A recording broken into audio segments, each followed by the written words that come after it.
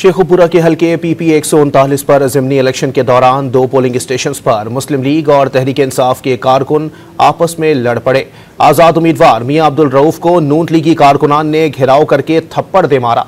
झगड़े के बाइस पोलिंग का अमल वक्ती तौर पर रोकना पड़ा।